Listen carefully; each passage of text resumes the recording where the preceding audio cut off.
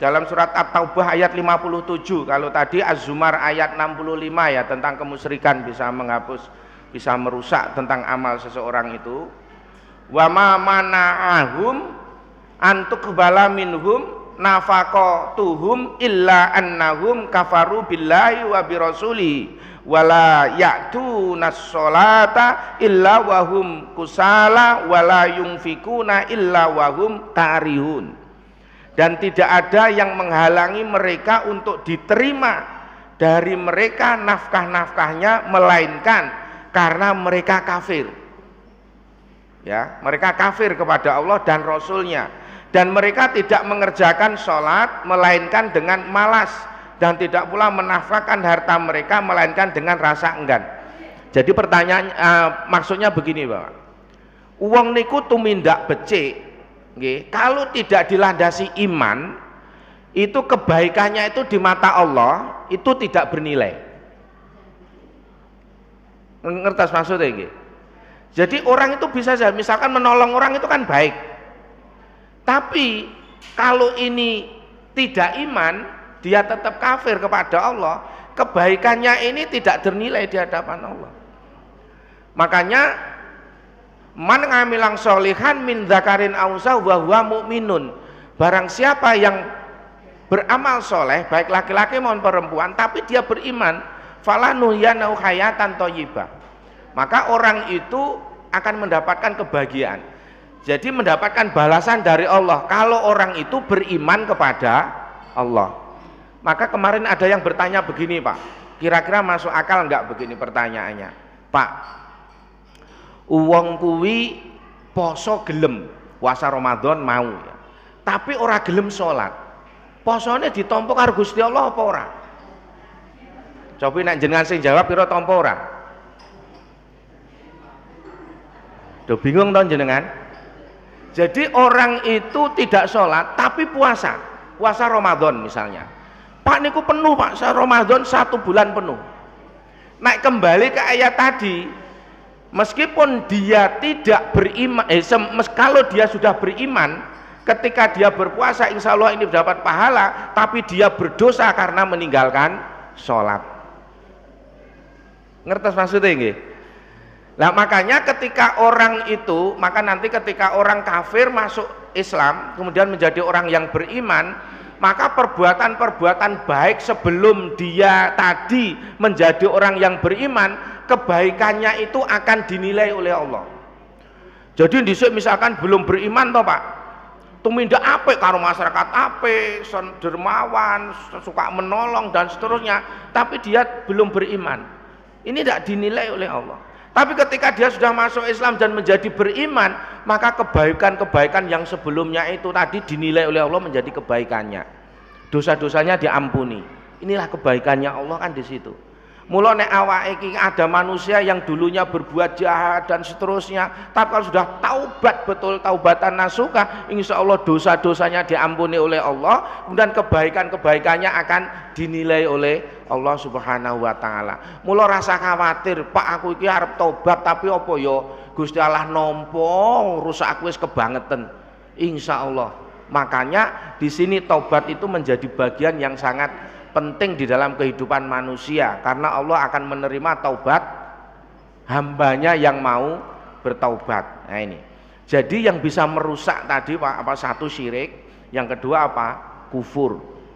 Jadi orang yang tidak beriman itu tadi, tapi ya tetap dia dapat. Jadi kalau orang yang tidak beriman ya balasannya di dunia itu. Wong kene apian mbok kuwi wong iman orang iman tetap akan diperlakukan baik oleh teman-temannya ketika di dunia. Cobi, apakah dia agamanya lain pun kalau orangnya baik, suka menolong, mungkin nek dia kerepotan nak ya ditolong koncone. Itu di dunia, balasan dunia, tapi nilai akhiratnya tadi yang akan jadi masalah. Dalam surat Muhammad ayat 8 sampai 9 itu juga disebutkan, walladzina kafaru fata'sallahum wa adalla a'malahum dzalika bi annahum karihu ma anzalallahu fa ahbata a'malahum. Dan orang-orang kafir maka celakalah bagi mereka dan Allah menyesatkan amal-amal mereka. Yang demikian itu adalah karena sesungguhnya mereka benci kepada apa yang diturunkan oleh Allah, lalu Allah menghapus pahala-pahala amal mereka. Nah ini mula kunci agar amal-amal kita bernilai ibadah, bernilai pahala di hadapan Allah, maka tentunya kita harus iman, akidah kita bersihkan. Yang ketiga yang bisa merusak akidah dan keimanan kita apa? Riddah. Riddah niku murtad. Murtad itu apa? Keluar dari agama. Napa enten kathah. Jadi dia jadi orang mukmin begini, delalah jadi wong Islam apik. Delalah mergo proyeknya hubungannya karo Islam. Tapi ketika sesuatu yang lain kemudian dia keluar dari Islam, maka amal-amal yang tadinya baik itu tadi akan rusak karena dia keluar dari Islam. Makanya Islam mengajarkan kepada kita wala tamutunna illa wa antum muslimun. Ojo pisan-pisan kowe mati yen matimu ora ana sakjroning Islam. Supaya apa? Ending hidup kita ini ending akhir dengan husnul khotimah. Rasa melu lah sebagian artis nonton enggak?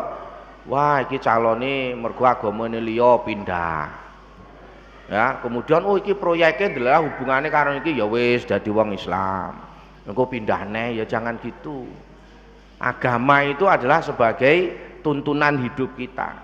Maka riddah atau murtad ini bisa merusak amal. Apakah ada orang sebanyak? Nggih.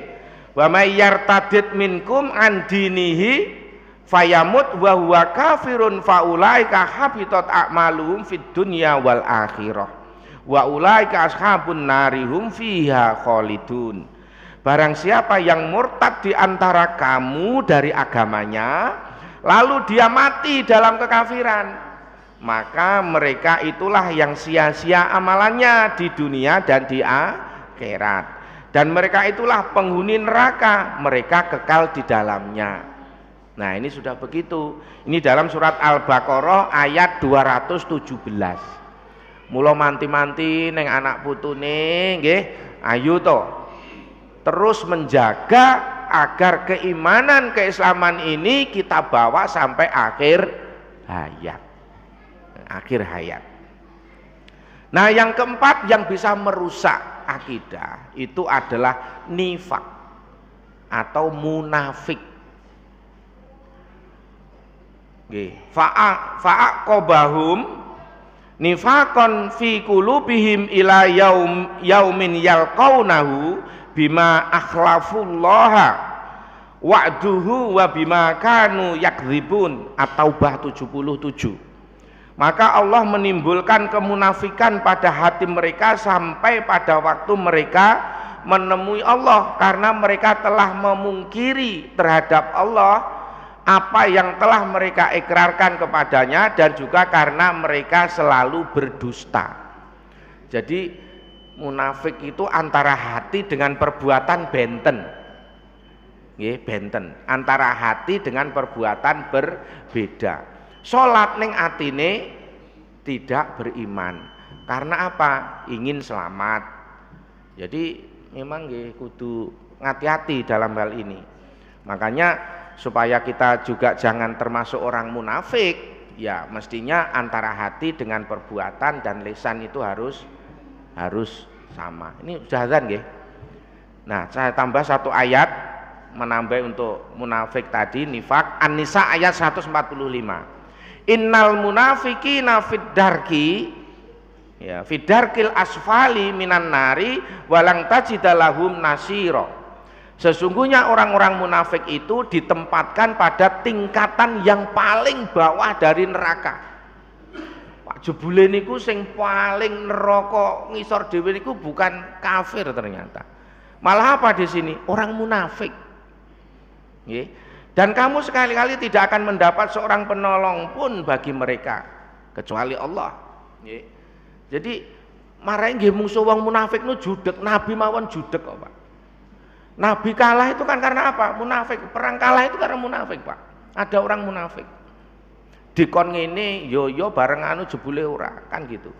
Jadi kalau ibarat apa? Ibarat panah dilepas gitu kepada musuh, itu yang satu itu kepada musuh yang jelas kafir, tapi yang 99 itu ke munafik karena susah.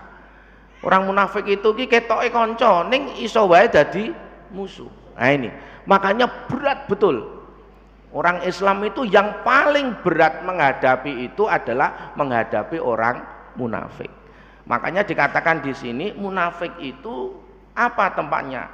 Tempatnya adalah neraka yang paling bawah. Nah ini, jadi ini Bapak dan Ibu sekelumit tentang akidah dan yang perbuatan yang bisa merusak akidah tadi. Lah mari kita mencoba untuk apa ya? Kita pelihara masing-masing nggih, sekuat tenaga kita. Kita yakinin betul yang sudah, kalau kita sudah menjadi seorang mukmin, jadi orang Islam, ya wis yakin betul lah bahwa Allah lah tempat bergantung segalanya. Ya segalanya. Semakin kita yakin terhadap Allah, maka juga semakin Allah itu mendekat kita juga semakin kuat. Nah ini ikatannya ini, maka kita ikat dengan akidah yang kuat. Bagaimana saja yang mengikat siapa? Ya agama ini, syariat ini. Jadi kalau sudah kuat begitu, masya Allah, ini luar biasa nggih. Jenengan masjid ngeten iki, insya Allah kalau akidahnya kuat, ya pengajiannya juga akan terus berkembang. Karena apa? Memang butuh siraman-siraman rohani untuk saling ingat mengingatkan. Gitu Bapak dan Ibu, karena sudah Isya, mungkin lain kali kita bisa bersambung kembali. Karena tadi requestnya kan akidah ahli sunnah. Lah besok kita akan bicara. Ternyata juga ada akidah ahli sunnah wal jamaah dan seterusnya. Nah suatu saat nanti kita buka kembali. Mudah-mudahan kita bisa mengikuti apa yang menjadi contoh atau uswatun hasanah dari Rasulullah Shallallahu Alaihi Wasallam. Mengatakan Bapak dan Ibu yang bisa kami sampaikan, mudah-mudahan ada manfaatnya, bisa menambah keimanan dan ketakwaan kita kepada Allah. Billahi taufik wal hidayah. Assalamualaikum warahmatullahi wabarakatuh.